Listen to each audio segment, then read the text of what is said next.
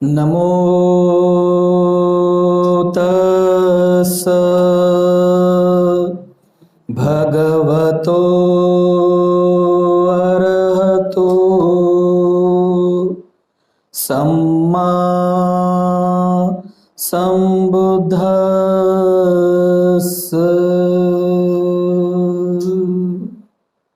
साधु साधु साधु।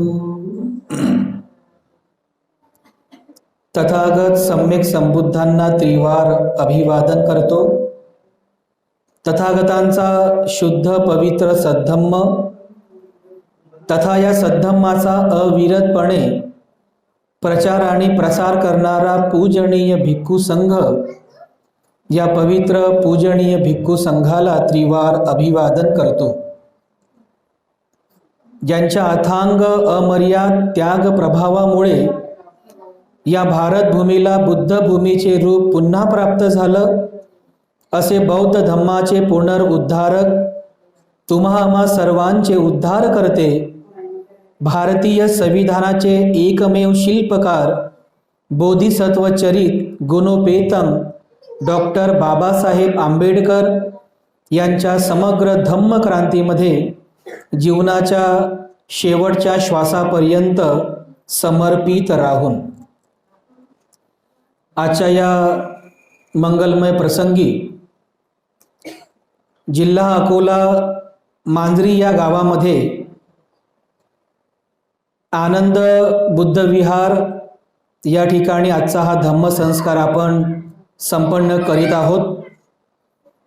या धम्म संस्काराच्या निमित्ताने या ठिकाणी उपस्थित पूजनीय भदंत करुणानंदजी थेरो, द ग्रेट हॅपीनेस या यूट्यूब चॅनलचे मुख्य संचालक, पूजनीय भदंत धम्मबोधीजी थेरो, प्युरिटी ऑफ माइंड या यूट्यूब चॅनलचे मुख्य संचालक, तथा आपण सर्व धम्म उपासक उपासिका, लहान बालक आणि बालिकांनो, सर्वप्रथम मी आपल्या सर्वांप्रती अनंत अनंत मंगल कामना अर्पण करतो। संपूर्ण उपासक उपासिका गावकरी मंडळी, आपल्या सर्वांप्रती मी मंगल कामना अर्पण करतो। विशेष करून ज्यांच्या निमंत्रणावरून आम्ही आपल्या गावी आलेले आहोत, असे हिरोडे परिवार आणि परिवारातील सर्व सदस्य, या सर्वांप्रती मी अनंत मंगल कामना अर्पण करतो। तुम्हा सर्वांना निरोगी दीर्घायुष्याचा लाभ व्हावा, सर्व प्रकारच्या इच्छा आणि मनोकामना पूर्णत्वास जाव्या, अशी मंगल कामना मी आपल्या सर्वांप्रती या ठिकाणी अर्पण करतो। एका विशेष निमित्ताने आजचा हा धम्म संस्कार आपण या ठिकाणी संपन्न करीत आहोत। आमच्या ताई विशाखा ताई यांचा गर्भमंगल संस्कार विधी आपण या ठिकाणी संपन्न करीत आहोत।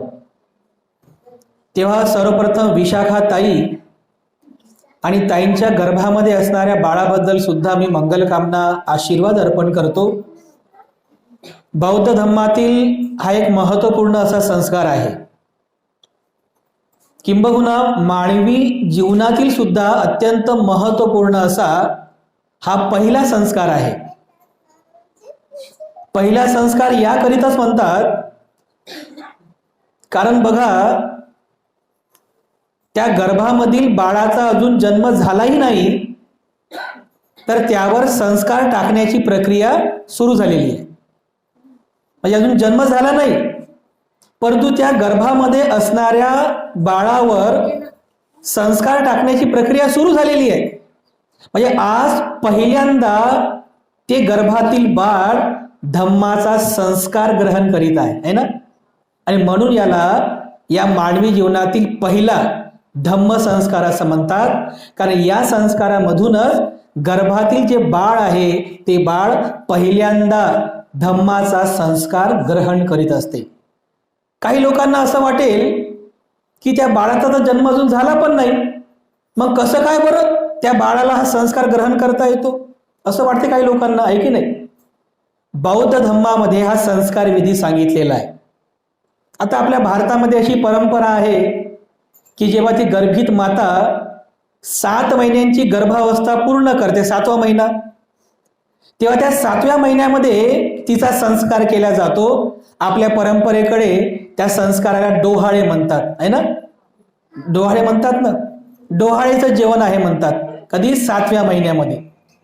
मग डोहाळेचं जेवण म्हटलं की मग ते डोहाळे लागले म्हणतात. आपल्याकडच्या ह्या गावाखेड्याला अजून परंपरा पाहायला मिळतात, आहे की नाही?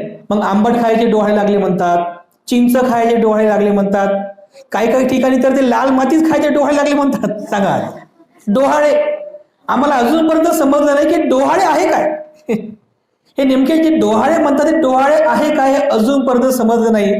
जेव्हा 1-2 पुस्तकं वाचली तेव्हा या डोहाळेचा खरा अर्थ समजला की ज्या वेळेस एका स्त्रीला मी गर्भवती झालेली आहे, माझ्या गर्भामध्ये तो संस्कार प्रतिस्थापित झालेला आहे, गर्भ राहिलेला आहे, हे जेव्हा तिला अनुभवायस येते, हे जेव्हा तिला जाणता येते, त्याच जाणीवाला, त्या भावनेला डोहाळे असं म्हणतात.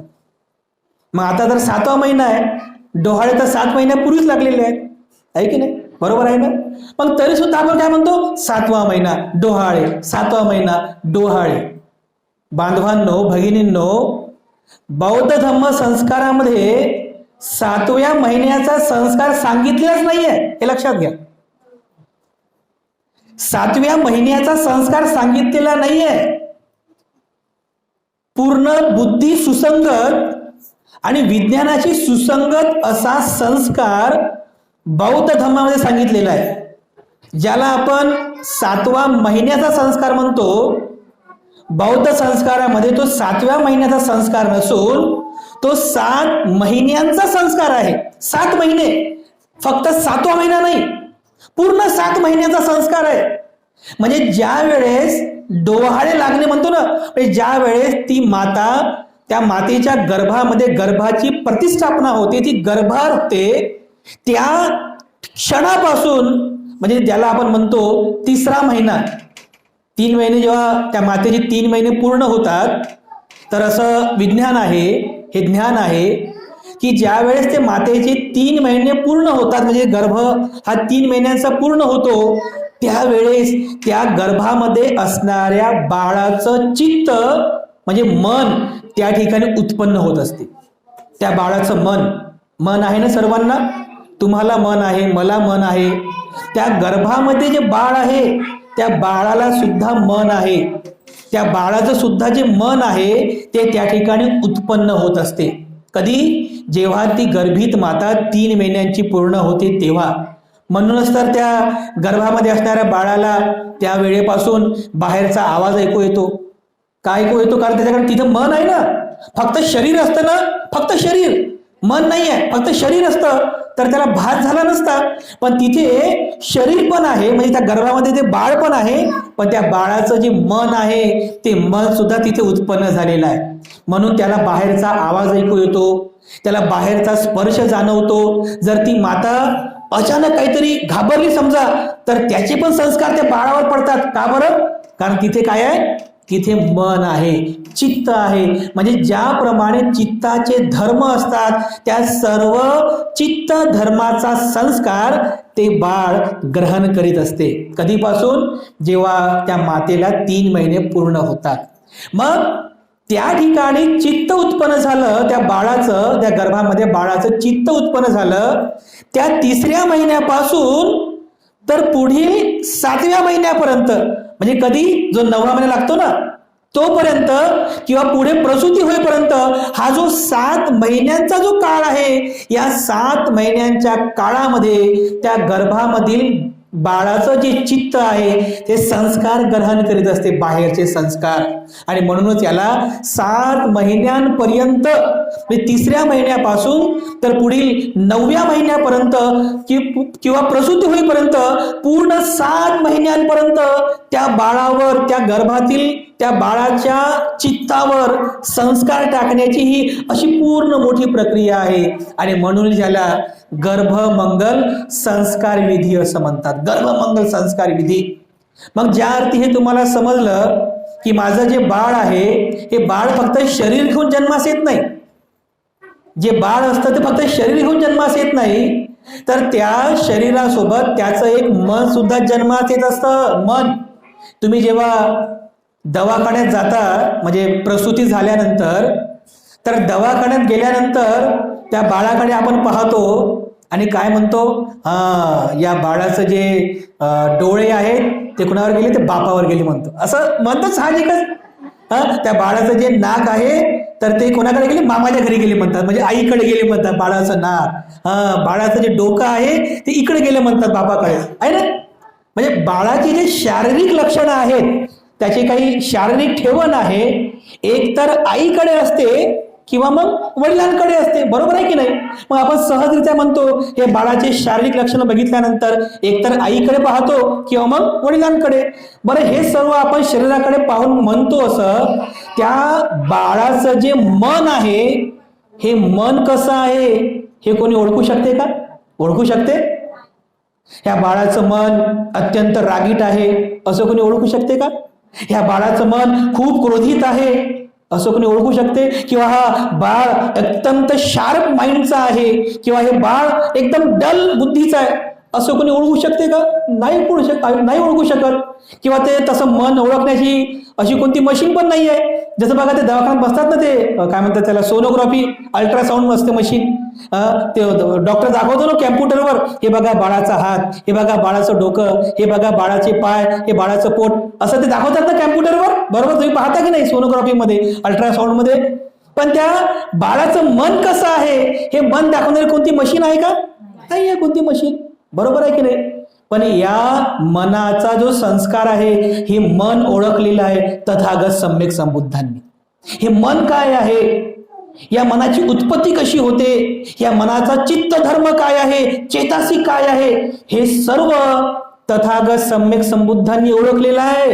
आणि म्हणून भगवान बुद्धांनी या चित्ताच्या संस्कारासंबंधीचा उपदेश केला. तो उपदेश आपल्या सर्वांसाठी अत्यंत महत्वाचा आहे, अत्यंत महत्वाचा आहे. आणि म्हणून या गर्भामध्ये जे बाळ आहे या बाळाच्या शारीरिक वाढीसोबत, म्हणजे फिजिकल ग्रोथ, शारीरिक वाढीसोबत त्या बाळाच्या मनाचा विकास व्हावा याकरिता हा गर्भमंगल संस्कार विधी केला जातो. कशासाठी? शारीरिक वाढ तर होईलच.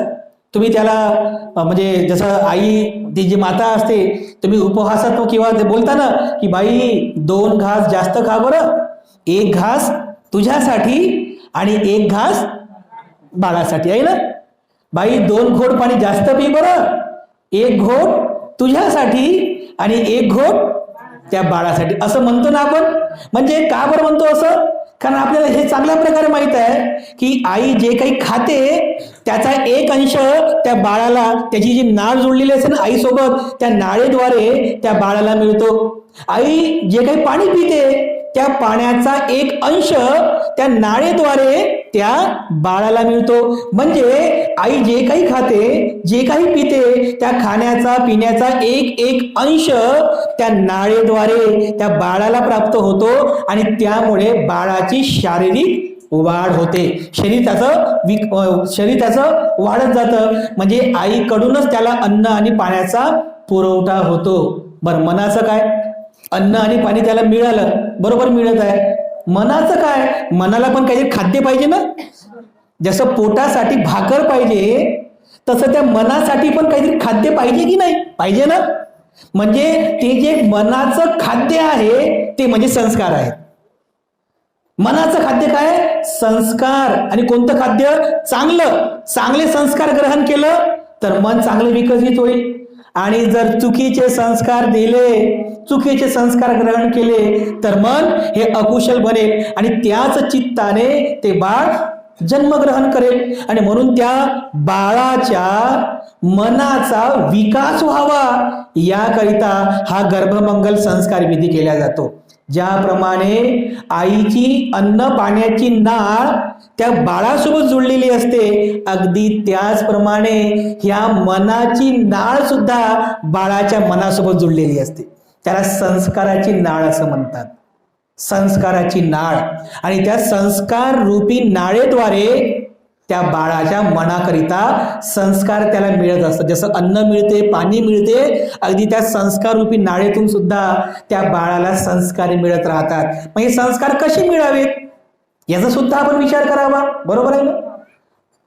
त्या बाळाच्या मनाचा विकास व्हावा, त्या बाळाचं मन विकसित व्हावं, त्या बाळाचं मन सुसंस्कारित व्हावं, याकरिता चांगले संस्कार देणं महत्वाचे आहे.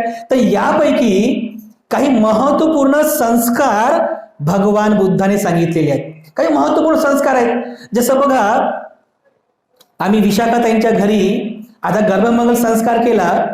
सुत्त पठण करताना भंतेजींनी एक महत्वपूर्ण सुत्ताचं पठण केलं. त्याला अंगुलीमाल सुत्त असं म्हणतात. तुम्ही ऐकलं सर्व? अंगुलीमाल सुत्त.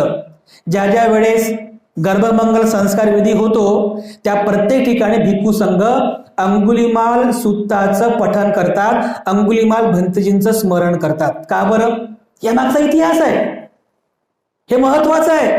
कारण एक अंगुलीमाल, डाकू अंगुलीमाल शेकडो लोकांची हत्या करतो, त्यांची बोटं कापून त्यांची माळ बनवतो.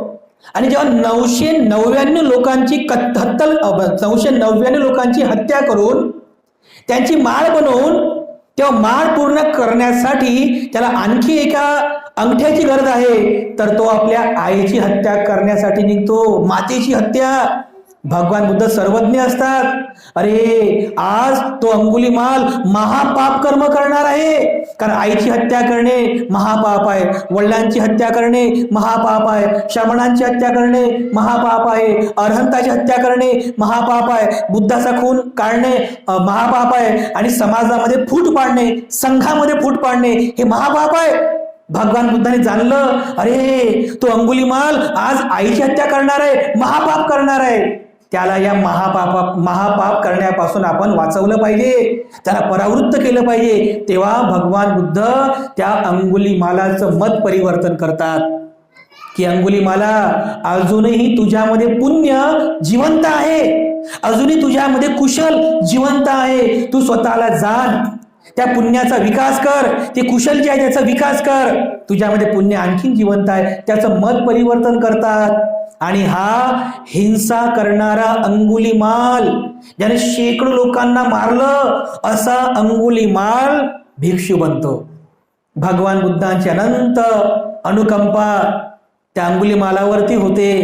हा अंगुलीमाल दीक्षा ग्रहण करतो, भिक्षू बनतो, नंतर ध्यान मनन चिंतन करतो आणि मैत्री भावना करण्यामध्ये अग्र होतो. मैत्री भावना करण्यात काय आहे? मैत्री भावना, मैत्री भावना करणे म्हणजे सर्व मानव जाती प्रती मनामध्ये कल्याणाची भावना उत्पन्न करणे, मंगलाची भावना उत्पन्न करणे. काय? तर सर्वांचं मंगल हो, सर्व मनुष्य प्राणी सुखी हो, सर्व मनुष्य प्राणी दुःख मुक्त हो, सर्वांची स्वस्थ मुक्ती हो, कोणाबद्दल द्वेष नाही, कोणाबद्दल राग नाही, क्रोध नाही, सर्वांबद्दल आपुलकी आहे, सर्व मानव जातीबद्दल सद्भावना आहे, सर्वांबद्दल मैत्रीची भावना आहे. याला म्हणतात मैत्री भावना करणे, मेत्ता भावना करणे. तर बघा, भगवान बुद्ध म्हणतात अंगुलीमालाबद्दल की भिक्षूंनो, उपासक उपासिकांनो, मैत्री भावना करण्यामध्ये अंगुलीमाल श्रेष्ठ आहे, अग्र आहे. कशात? मैत्री भावना करण्यात. म्हणजे बघा, ज्याने शेकडो लोकांना मारलं, शेकडो लोक मारले, व असा हिंसक अंगुलीमाल जेव्हा भिक्षू बनतो तेव्हा तो मैत्री भावनेमध्ये अग्र होतो. ही धम्म मार्गाची कमाल आहे, ही बुद्धत्व मार्गाची कमाल आहे. हे बुद्धत्वाचं ज्ञान त्यांनी ग्रहण केलं, धम्म मार्ग अनुसरला, म्हणून हा अंगुलीमाल, भिक्षू अंगुलीमाल मैत्री भावनेमध्ये अग्र झाला. तर ज्या वेळेस हे मैत्रीवान अंगुलीमाल बनते, हातात भिक्षापात्र घेऊन गावामध्ये भिक्षाटन करीत होते, असंच एका घराच्या समोर जाऊन उभे राहतात आणि भिक्षा मागण्याची म्हणजे भिक्षा मिळण्याची ती वाट पाहतात, तर उभे असताना त्या घरामध्ये एक आई म्हणजे एक माता जिची प्रसूती होत नाही आहे, म्हणजे जिची डिलिव्हरी होत नाही आहे, तिच्या गर्भामध्ये जे बाळ आहे ते बाळ बाहेर येत नाही आहे आणि त्यामुळे प्रसूतीच्या वेदनेमुळे ती खूप जोरात किंचाळत आहे, ओरडत आहे. त्या प्रसूतीच्या एकदम असह्य वेदना तिला सहन होत नाही आहे, ती खूप जोर जोरात किंचाळत आहे. तर तिच्या किंचाळण्याचा तो आवाज, तो दुःख म्हणजे दुःखद तो आवाज अंगुलीमाल भंतेजीनं ऐकला. त्यांचं मन कंपित झालं, त्यांचं मन प्रभावित झालं. ताक्षण तिथून अंगुलीमाल भंते भगवान बुद्धांकडे जातात आणि भगवान बुद्धांना हे सगळं वृत्तांत सांगतात.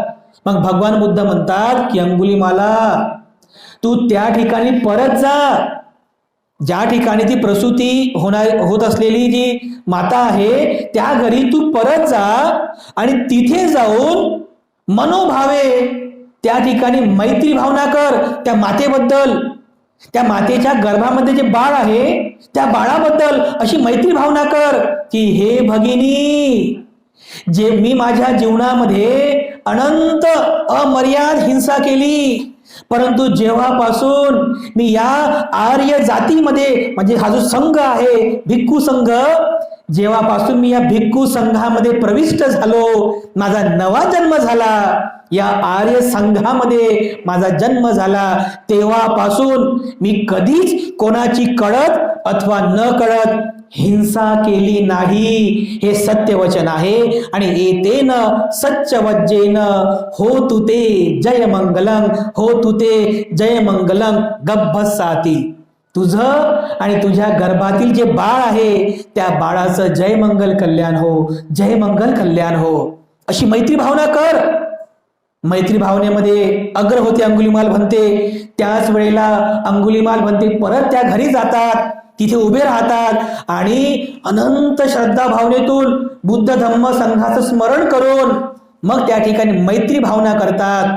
हे भगिनी, मी माझ्या जीवनामध्ये अनंत हिंसा केली, परंतु जेव्हापासून मी या आर्य संघामध्ये प्रविष्ट झालो, या आर्य संघात माझा जन्म झाला, तेव्हापासून मी कधीही कोणाचीही कळत अथवा न कळत हिंसा केली नाही. हे सत्यवचन आहे. आणि या सत्यवचनाने तुझं जय मंगल कल्याण हो, तुझ्या गर्भामध्ये जे बाळ आहे त्या बाळाचं जय मंगल कल्याण हो, अशी मैत्री भावना अंगुलीमाल भंतेंनी केली. अनंत मैत्री भावना केली. आणि बघा, या मैत्री भावनेमध्ये एवढं मोठं बळ असते खूप. हे मैत्री भावना जे लोक करतात त्या मैत्री भावनेमधून सुखदायक संपन्न होत असते. अंगुलीमाल भंते मैत्री भावना करतात आणि पुढील काही क्षणामध्ये ती जी माता असते त्या मातेची प्रसूती सुखपूर्वक होते आणि अतिशय सुंदर असं बाळ त्या परिवाराला प्राप्त होते. हे कशामुळे संपन्न झालं? अंगुलीमाल भंतेने जी मैत्री भावना केली त्या मैत्री भावनेचं हे बळ आहे. आणि म्हणूनच बौद्ध धम्मामध्ये हा संस्कार सांगितलेला आहे की गर्भमंगल संस्कार करीत असताना आपण सर्व एका ठिकाणी जमून जे काही पुण्यकर्म तुम्ही आज संपादित केलं तर तुम्ही सुद्धा भावना करावी की हे भगिनी, हे माते, जे काही पुण्यकर्म आज मी संपादित केलं हे सर्व पुण्यकर्म मी तुला अर्पण करते. ह्या पुण्यकर्माच्या बलाने तुझं जय मंगल कल्याण हो, तुझी जी प्रसूती आहे ती प्रसूती सुखपूर्वक हो, अशी मैत्री भावना करण्याचा संस्कार म्हणजे गर्भमंगल संस्कार विधी आहे. आता तुम्ही म्हणाल हा संस्कार तिथपर्यंत पोहोचतो का? हो, नक्कीच पोहोचतो. कारण ही मैत्री भावना बलवान आहे. तर गर्भामध्ये जे बाळ आहे ना ते बाळ सुद्धा हे ऐकत आहे बरं, असं नाही की तुम्हीच ऐकत आहात म्हणून. तर गर्भामध्ये बाळ आहे ते बाळ सुद्धा ऐकत आहे, कारण पहिल्यांदा त्याने आता हे शब्द ऐकलेले आहेत. आज पहिल्यांदा त्याला भिक्खू संघाचं पण दर्शन झालं, तर तो गर्भामध्ये पाहत आहे, माझी आई, माझ्या आईनं आज दान केलेलं आहे, अरे पुण्यकर्म केलं. तर मुलगा सुद्धा तो दानाचा संस्कार ग्रहण करतो, तो दानशूर होतो. त्याप्रमाणे हे संस्कार ग्रहण करून अतिशय सुंदर सुसंस्कारित मनाचा विकास होऊन त्या बाळाचा जन्म होतो. हे संस्कार आहेत. तर अशी मैत्री भावना करणे हे आपण सर्वांनी बाळाकरिता करावी. आता फक्त सर्वांनीच नाही, तर मातेने सुद्धा मैत्री भावना करायची असते. जी माता आहे त्या मातेने पण मैत्री भावना करावी. सहज असं बसायचं पाठीचा कणा सरळ करून आणि मैत्री भावना करावी की माझं जयमंगल कल्याण हो, माझी स्वस्थ मुक्ती हो, माझ्या गर्भामध्ये जे बाळ आहे त्या बाळाचं पण जयमंगल कल्याण हो, माझ्या बाळाची पण स्वस्थ मुक्ती हो, माझ्या परिवाराचं जयमंगल कल्याण हो, माझ्या पतीचं मंगल हो, माझ्या परिवाराचं मंगल हो, माझ्या समाजाचं, माझ्या बांधवांचं मंगल हो. अशी मैत्री भावना त्या मातेने सुद्धा करायची असते. कारण तुम्ही जेव्हा मैत्री भावना कराल तर मैत्री भावना केल्यामुळे मनातला जो द्वेषाचा अकुशल संस्कार आहे तो संस्कार नष्ट होतो आणि मैत्रीचे संस्कार ते बाळ ग्रहण करत असतो. आपल्याला असं वाटतं ना की माझं जे बाळ आहे ते खूप चांगलं बनावं, खूप चांगल्या सुसंस्काराचं बनावं, तर हे आपल्याला करणं आवश्यक आहे.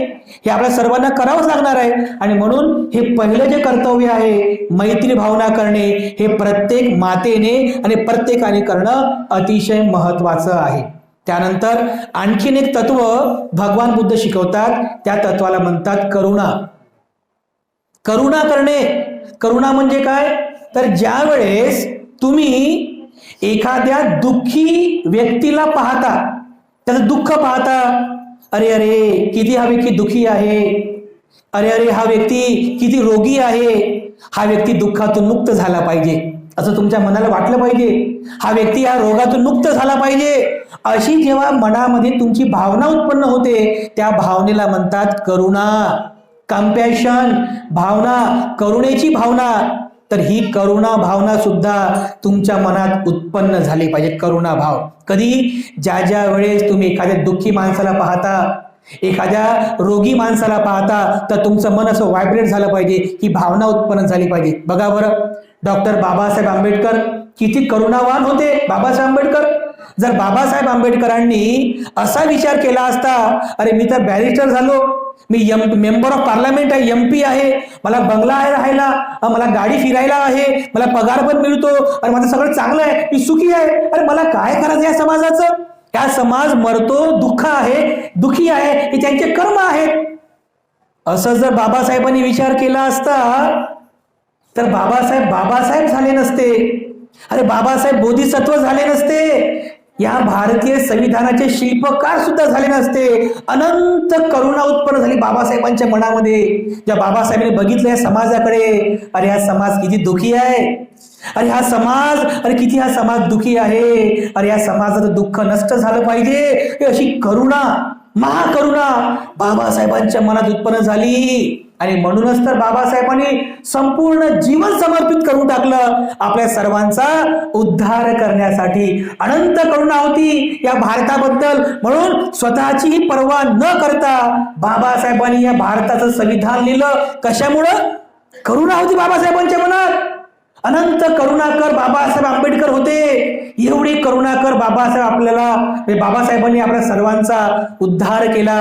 आणि म्हणून ही जी करुणा भावना आहे ही सुद्धा आपल्या मनात उत्पन्न झाली पाहिजे. ज्या वेळेस प्रसूती, एखाद्या मातेची प्रसूती होते, ती माता दुखी आहे, ती माता त्या प्रसूतीच्या वेदनेमुळे दुःखी होत आहे, त्याही वेळेस तुम्ही करुणा भावना करावी की ह्या मातेची हे प्रसूतीच्या वेदना कमी व्हाव्यात, ह्या मातेची प्रसूती ही सुखपूर्वक व्हावी आणि या मातेला खूप सुदृढ असं बाळ या परिवाराला प्राप्त व्हावं, अशी ही करुणा भावना तुमच्या मनामध्ये उत्पन्न झाली पाहिजे. याला म्हणतात करुणा भाव उत्पन्न करणे. मैत्री भावना करणे म्हणजे सर्वांचं मंगल हो ही मैत्री भावना आहे.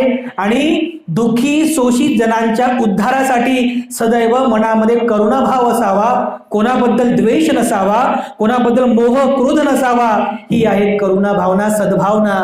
तर या मैत्री आणि करुणा भावनेमुळे नक्कीच जेव्हा जेव्हा आपण ही भावना अर्पण करतो त्या मातेचं मंगलच होते, त्या मातेच्या गर्भातील बाळातही जय मंगल कल्याण होते. आणि म्हणून आपणही हा गर्भमंगल संस्कार विधी करीत असताना अनंत मैत्री मातेबद्दल अर्पण करा, अनंत करुणा या मातेबद्दल अर्पण करा. मातेच्या गर्भामध्ये जे बाळ आहे त्या बाळाबद्दल अनंत मैत्री अर्पण करा, त्या बाळाबद्दल अनंत करुणा उत्पन्न करा. नक्कीच त्या मातेचं जय मंगल कल्याण होईल, त्या गर्भातील बाळाचंही जय मंगल कल्याण होईल. या सोबत सोबत भगवान बुद्ध आणखी शिकवतात, जसं आता माता आहे तर त्या मातेने नेहमी शील पालन करावं, हे सुद्धा तिसरं तत्व महत्वाचं आहे. आपण शील पालन करायला पाहिजे, तसं आपण शील पालन नेहमीच करतो. या सोबत सोबत अष्टशील उपोषित व्रताचंही आपण पालन करायला पाहिजे. मातेनेच नाही तर जो पिता आहे त्याने सुद्धा शील पालन करावं, कारण जे माता पिता शील पालन करतात, जे माता पिता शीलवान आहेत, सदाचारी आहे, त्यांना नेहमीच शीलवान आणि सदाचारी गुणाचे बाळ प्राप्त होतात. कारण माता पिता शीलवान आहेत ना, अनंत गुण तो बाळ प्राप्त करतो. म्हणून शीलाचं पालन करा.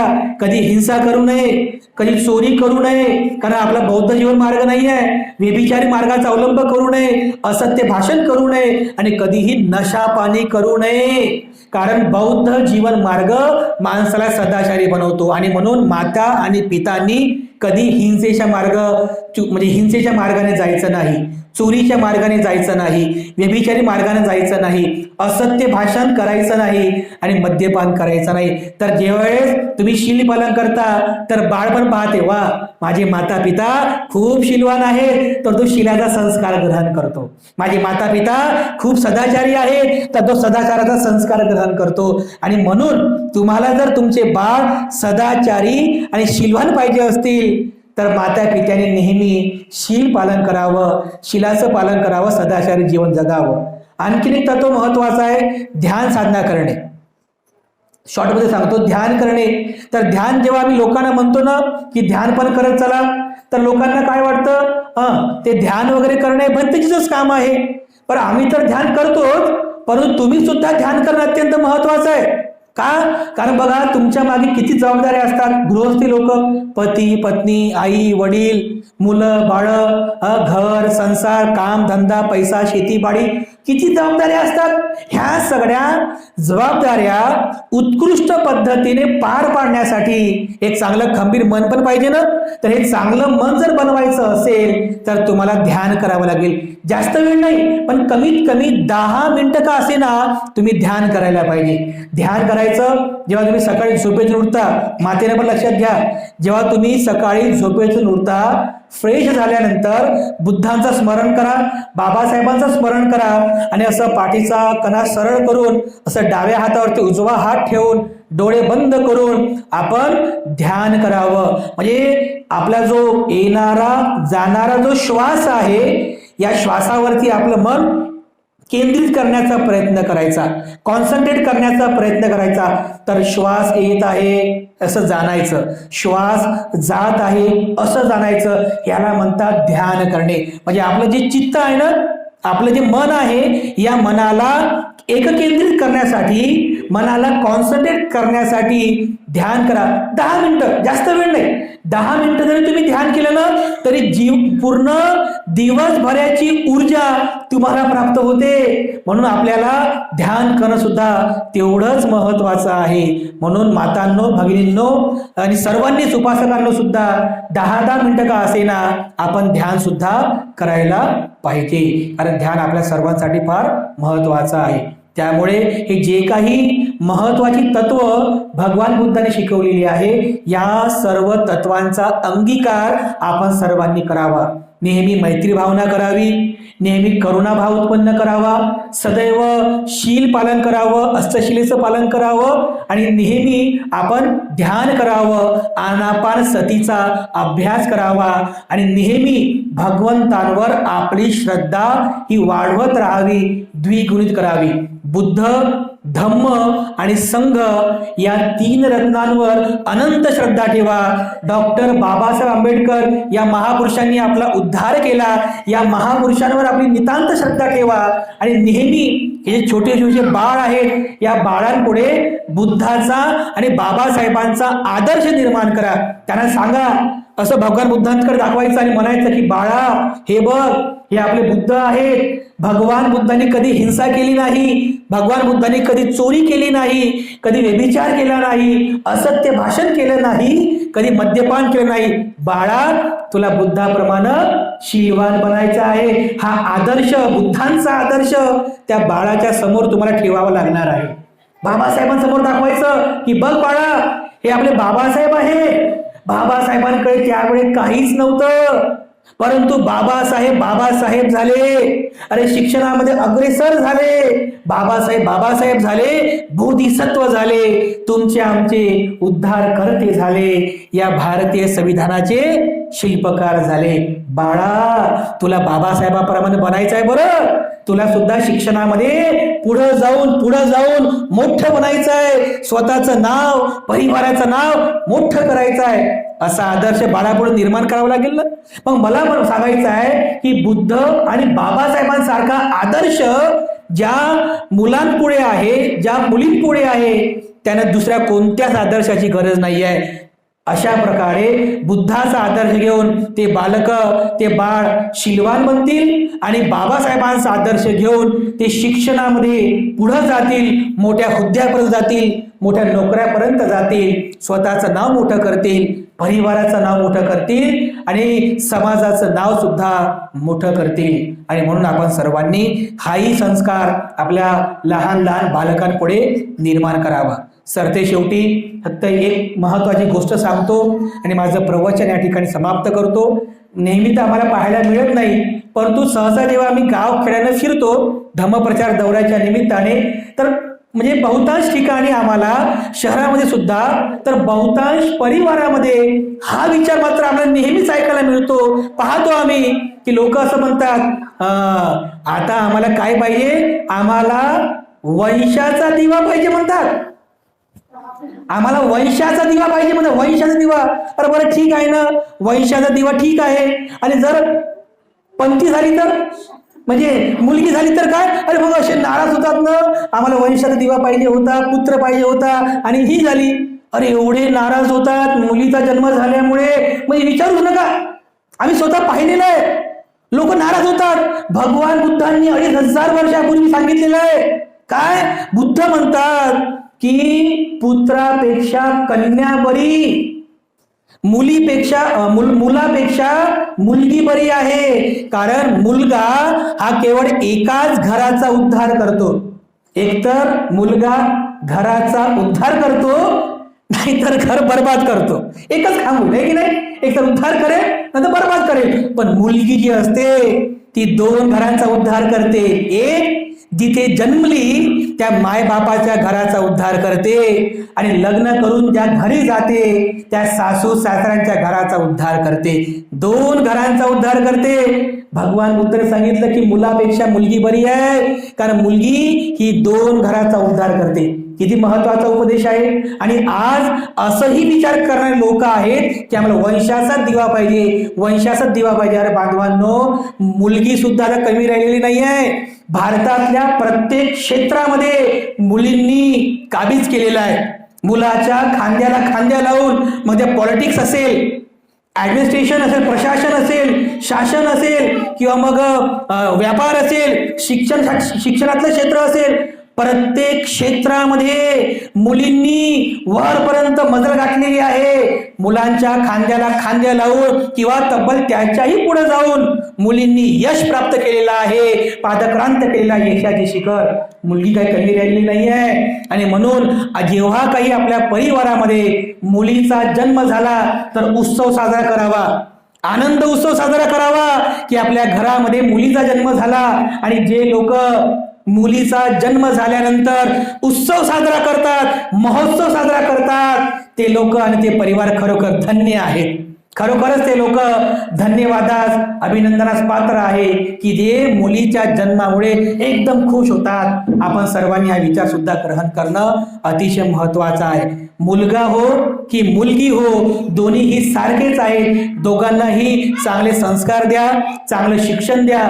नक्कीच आपण दिलेल्या चांगल्या संस्कारामुळे आणि चांगल्या विचारांमुळे आणि चांगल्या शिक्षणामुळे ते पुढे जातील, स्वतःचं नाव मोठं करतील, आपल्या परिवाराचं नाव मोठं करतील, समाजाची आणि धम्माची सेवा करतील, खूप मोठं बनतील. त्या अशा पद्धतीने आपण हा महत्त्वपूर्ण विचार आत्मसात करावा आणि आपल्या जीवनाचं मंगल करून घ्यावं. मी पुनश्च एकदा विशाखा ताई यांच्याबद्दल मंगलकामना अर्पण करतो. त्यांच्या गर्भामध्ये जे बाळ आहे, मुलगा असो की मुलगी असो, जे असेल ते आहे की नाही, त्या बाळाबद्दल सुद्धा अनंत अनंत मंगलकामना अर्पण करतो. संपूर्ण वानखेडे परिवार आणि आपण सर्व धम्म उपासक उपासिका आपल्या सर्वांप्रती मी मंगलकामना अर्पण करतो. या ठिकाणी थांबतो. सर्वांचं मंगल हो, सर्वांचं मंगल हो, सर्वांचं मंगल हो.